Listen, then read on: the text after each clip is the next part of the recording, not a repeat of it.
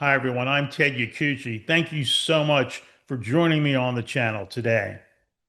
Well, I'm excited because I think what we're going to be exploring today is one of the most definitive elements of proof that there was a conspiracy in the assassination of President John Kennedy.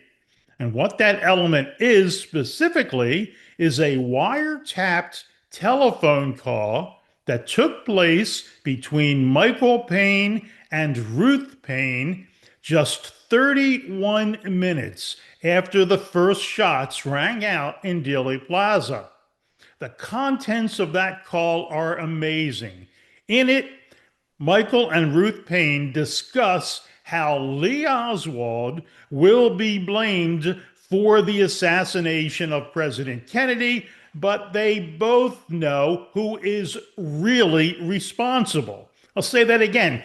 They just 31 minutes before Lee Oswald has even been identified as a possible suspect, before Officer Tippit has been shot over in the Oak Cliff section, Michael Paine has called Ruth Paine, and in an FBI wiretap, they're talking about how Lee Oswald will be blamed for the shooting, but they both know who is really responsible. It's unbelievable. And what's more unbelievable is that the Warren Commission did not ask either Michael or Ruth about that wiretapped call.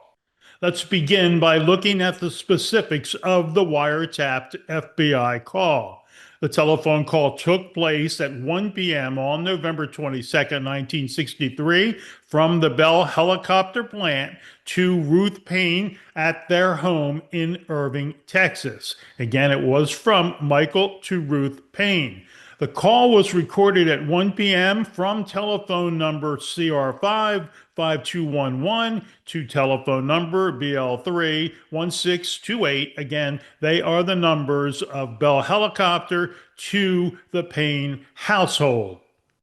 The initial report on the phone call was generated by a special agent named Lish, Lish, on November 26, 1963. It summarized an interview with Captain Paul Barger of the Irving Police Department, who had received information that a male voice belonging to Michael Paine was overheard in a conversation with a female voice identified as Ruth Paine, and the male voice was recorded as commenting he felt that Oswald would be blamed for the killing of President Kennedy, but further stated, we both know who is really responsible.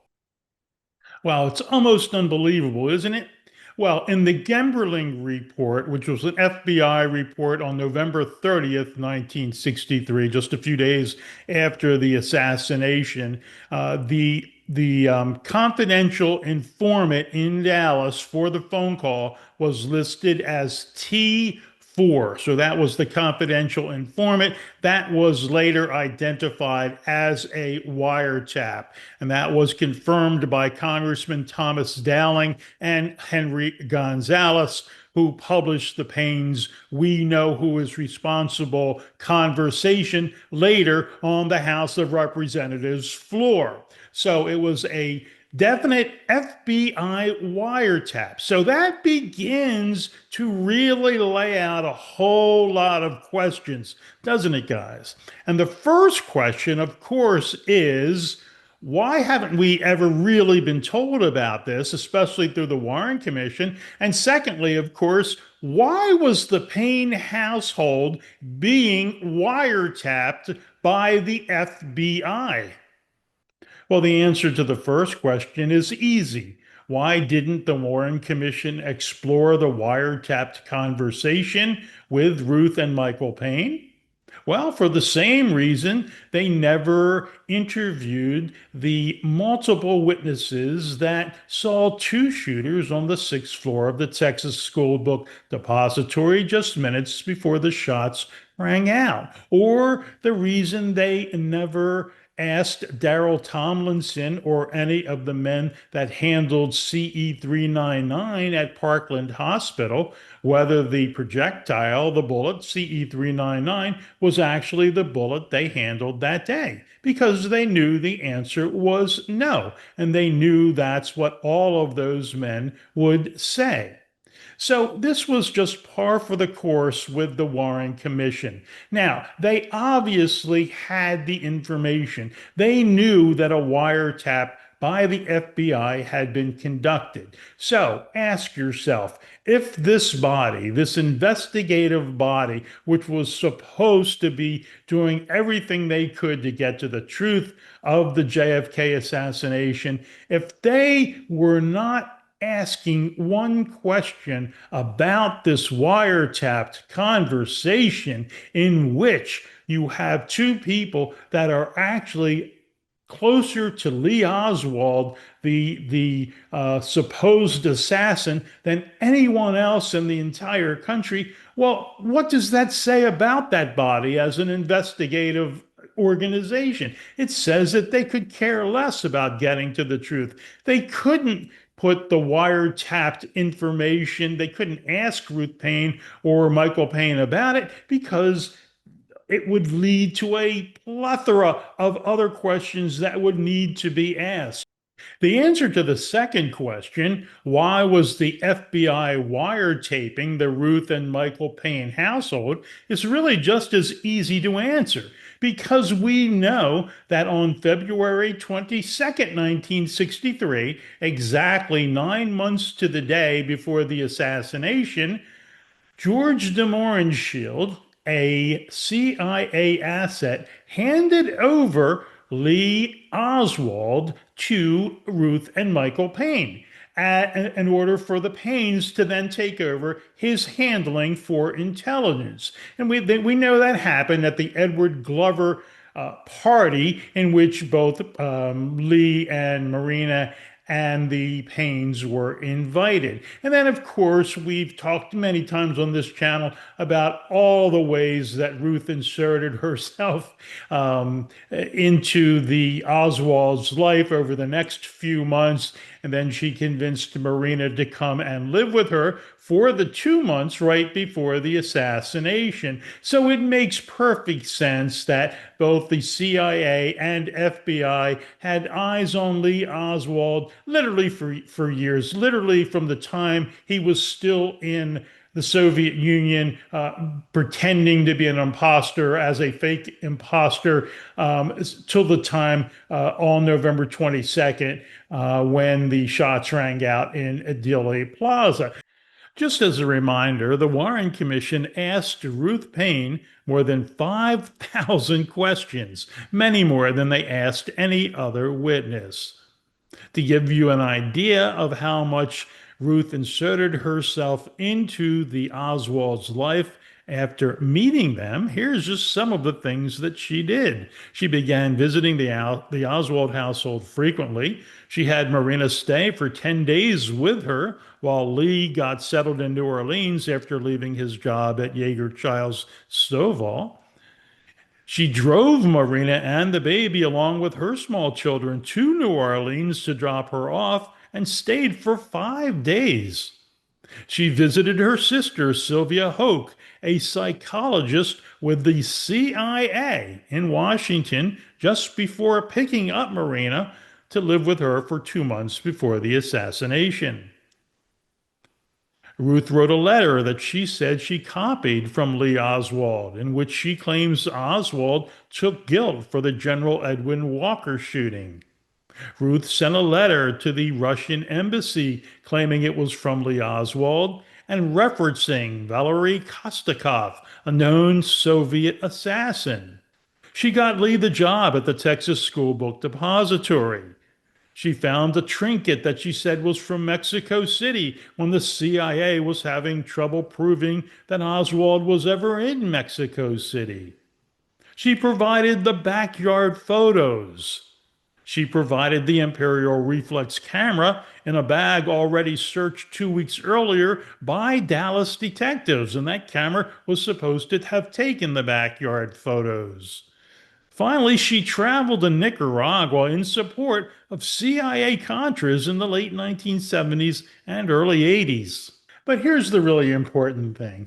We know that the Warren Commission again asked Ruth Paine over 5,000 questions. They asked her in detail about so many things that they thought would shed guilt or suspicion upon Lee Oswald. Now, if they asked her that many questions and they covered that many topics, how could the Warren Commission not include asking questions about a wiretap, an FBI wiretap in which the content is so explosive?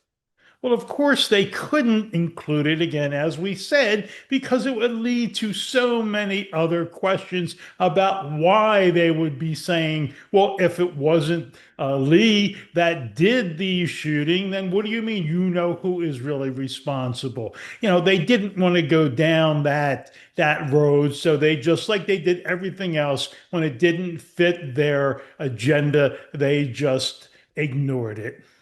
We know that wiretap information was so important because of what happened back in the mid to late 70s when the House Select Committee on Assassinations was meeting and they wanted that information. Well, what did the CIA do? You remember that they brought out of retirement George Joannides in order to really mix things up and make sure that no congressional committees, no congressional investigations got any real information in order to lead them to the truth. But one of the things they did as part of that effort was they paid a guy, a so-called journalist named Hugh Ainsworth. And this guy admitted that he was on the CIA payroll. He did everything possible to support the Warren Commission, and they bring him in and they come up with this story that you may have heard,